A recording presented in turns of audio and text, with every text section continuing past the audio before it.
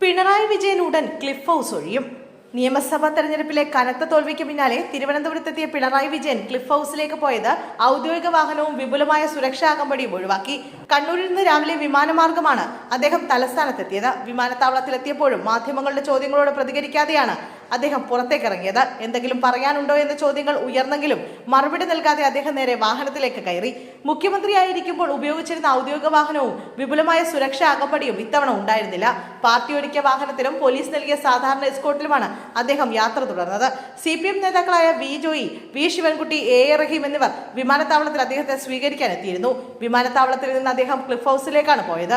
എന്നാൽ അധികം വൈകാതെ ഔദ്യോഗിക വസതി ഒഴിയുമെന്നാണ് സൂചന. തുടർന്ന് AKG സെന്ററിന് സമീപമുള്ള ചിന്ത ഫ്ളാറ്റിലേക്കാകും താമസം മാറുകയെന്നാണ് റിപ്പോർട്ടുകൾ. പോളിറ്റ് ബ്യൂറോ അംഗങ്ങൾക്കായി ഒരുക്കിയിരിക്കുന്ന ഫ്ളാറ്റുകളിലൊന്നാണ് അദ്ദേഹത്തിനായി സജ്ജമാക്കുന്നതെന്ന് പറയുന്നു. ഇതോടെ പ്രതിപക്ഷ നേതൃസ്ഥാനം അദ്ദേഹം ഏറ്റെടുക്കില്ല എന്ന വിലയിരുത്തലും ശക്തമാവുകയാണ്. തെരഞ്ഞെടുപ്പ് തോൽവിയെക്കുറിച്ച് ഇന്ന് പ്രതികരണം ഉണ്ടാകില്ല എന്നാണ് സൂചന. നാളെ ചേരുന്ന പാർട്ടി സംസ്ഥാന സെക്രട്ടേറിയറ്റ് യോഗത്തിന് ശേഷമാകാം അദ്ദേഹം മാധ്യമങ്ങളെ കാണുക. ധർമ്മടത്ത് അടക്കമുള്ള മണ്ഡലങ്ങളിലെ തിരിച്ചടിക്ക് പിന്നാലെ കണ്ണൂരിലെ വീട്ടിലായിരുന്ന അദ്ദേഹം ഇതുവരെ പരസ്യ പ്രതികരണങ്ങൾ ഒഴിവാക്കിയിരുന്നു. മുഖ്യമന്ത്രി സ്ഥാനം രാജിവെച്ച കത്തും പ്രത്യേക ദൂതൻ മുഖേന ഗവർണർക്ക് കൈമാറുകയായിരുന്നു. മുഖ്യമന്ത്രി സ്ഥാനം രാജിവെച്ച പിണറായി വിജയൻ പ്രതിപക്ഷ നേതാവ് സ്ഥാനം ഏറ്റെടുക്കുമോ എന്നാണ് നിലവിലെ ചോദ്യം. എന്നാൽ അതുണ്ടാകാനുള്ള സാധ്യത വളരെ കുറവാണെന്നാണ് വിലയിരുത്തൽ.